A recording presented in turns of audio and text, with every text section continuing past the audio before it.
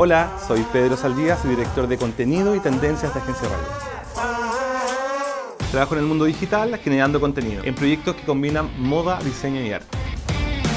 Trabajé como director creativo en Revista Detalle, generando contenido editorial para marcas como Tiffany, Dolce & Gabbana o Mango de Parque Arauco. Dentro de mi portafolio también tengo marcas como Canal 13, Yumix, Grolsch y Huawei. También he sido productor de exposiciones y desfiles de moda. Soy profesor de marketing digital en Chile y colaboro en marketing de Espacio Nacional de Diseño. Me considero un apasionado por la innovación y aquellos proyectos que generen contenido para las marcas. Uno de mis mayores intereses es siempre crear nuevos relatos para mis clientes. Me gustaría que entendieran que en un contexto de ruido comunicacional constante, la única fórmula del éxito es atreverse a hacer cosas distintas. Las revistas históricamente cambiaron nuestra percepción de la moda.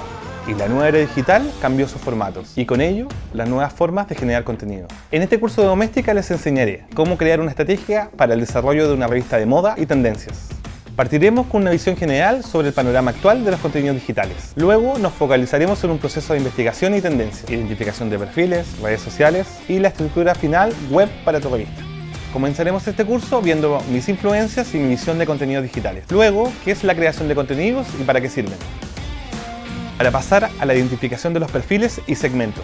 El uso de influenciadores para mantener tus ideas siempre frescas y vigentes. Te ayudaré a seleccionar tus redes sociales y la estructura de tu futura web. Además te daré claves para elegir el nombre y secciones de la revista, pauta editorial y cómo desarrollarla. Continuaremos con la búsqueda y selección de imágenes para publicar. Y por último nos concentraremos en marketing y publicidad y cómo lanzar tu proyecto. Nuestra idea es cerrar el curso con el lanzamiento final de tu proyecto, con el tipo de marketing y publicidad adecuados para potenciar el conocimiento de tu revista.